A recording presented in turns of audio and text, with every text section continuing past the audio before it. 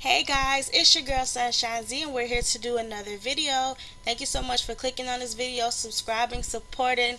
Thank you so very much. So we're just going to do like a quick little review, recap, basically my reaction to the Rest in Power Part 1 that's dedicated to Trayvon Martin. It's the Trayvon Martin story and it came on last night at 10 o'clock on BET and on Paramount, I believe. Anyway, most of you all are familiar with who Trayvon Martin is already, but just in case you are not, Trayvon Martin was a 17-year-old black young boy from Miami. He was born February 5th, 1995, to Sabrina Fulton and Tracy Martin. Those are his parents, of course. And he was murdered February 26, 2012 by a self-proclaimed neighborhood watchman named George Zimmerman.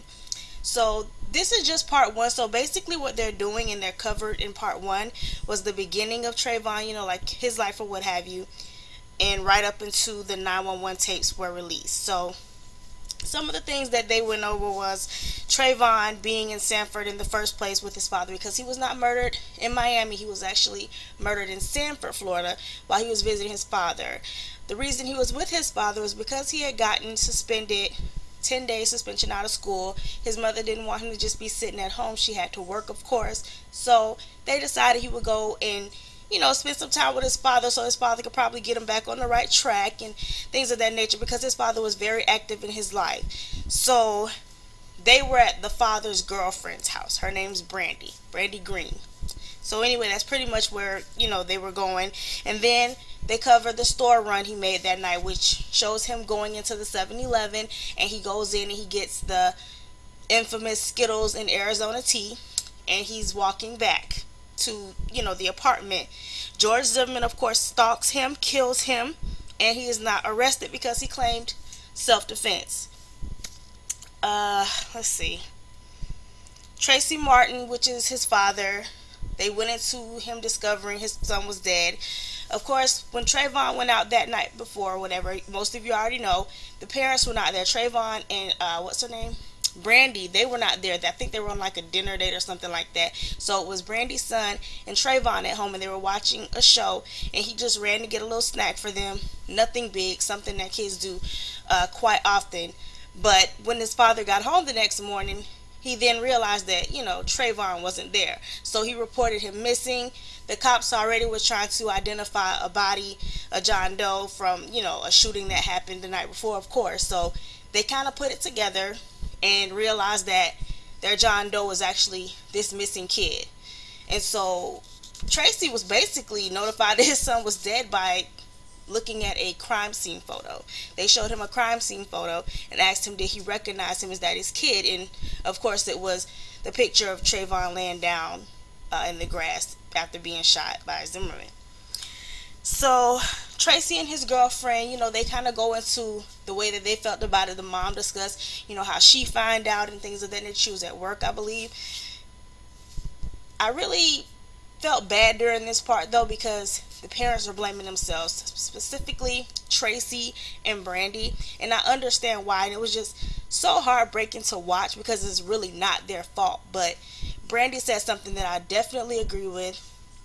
She said that when she sends her kids to other people's house, because she has kids, you know, she expects for them to come back and be unharmed. And so when people trust her with their children, she tries to do her very best to take care of them and send them back the same way. And I definitely agree with that, because I used to have a lot of kids at my house, and I always made it my business to let them know, if anything happens to your kid, please call 911, because most likely I'm dead, because I'm not going to let nothing happen to your child while they're over here with me.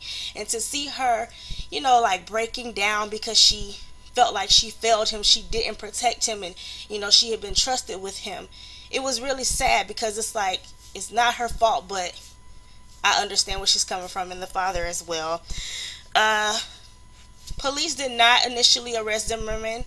They took his word, and his words are basically that Trayvon confronted him and that Trayvon tried to kill him and he had to shoot him in self-defense, which we all know is a big lie. It's a big lie. You stalked him. You were asked not to pursue him because that was not needed for you. You had no authority to do so, and he still pursued him, and he still attacked this child and killed this child. And the police, you know, used this raggedy stand your ground law and let him basically get away with murder.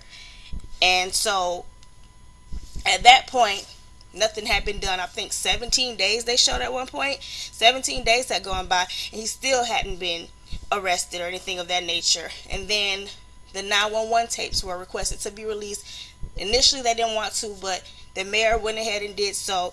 And it's like, still, there wasn't very much that was being done in regards to getting justice for Trayvon.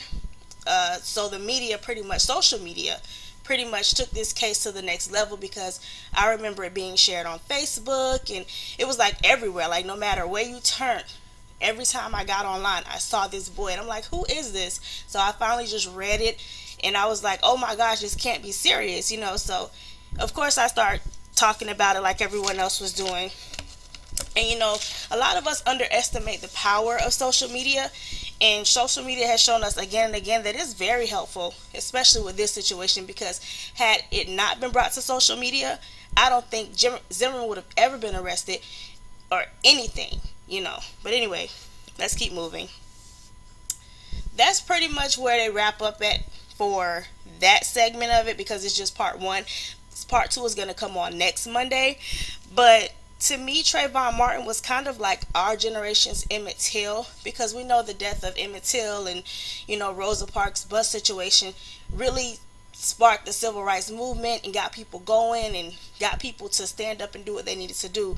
And I feel like Trayvon Martin's case was kind of like the same, because we saw injustice and we just wasn't going to sit back. It was like, I don't know. I don't even really know how to explain it or describe it, but I know it's the first time I feel like I ever stood up for somebody that was not myself or my family. It was the first time I had ever gone out and protested and marched and went to the city hall and excuse me, got together with people that were like myself to fight for somebody that we didn't even know. But I just knew I couldn't let this mother sit back and go through this by herself. I have a son, and you know, I had my son of course at that time too, and I'm like, so you're telling me that somebody could just do this to my son too, and it's okay? No, we have to stand up. We have to do something. So it kind of sparked the Black Lives Matter movement, which is, you know, still kind of going or whatever today. But most of us pretty much didn't just sit back and take it, even though, you know, we didn't get what we wanted in the end. I do think that social media definitely played a large part in getting some of the things that we got accomplished. So that's pretty much it for part one, though. I don't want to go too far ahead because I know I'm just trying to stay up with it, but we all know pretty much what's going to happen. But that was part one. I think it was done good. It was presented well. It was very emotion tugging, you know what I mean, heart tugging. A couple of times I felt like I had to distract myself because I didn't want to cry again, you know.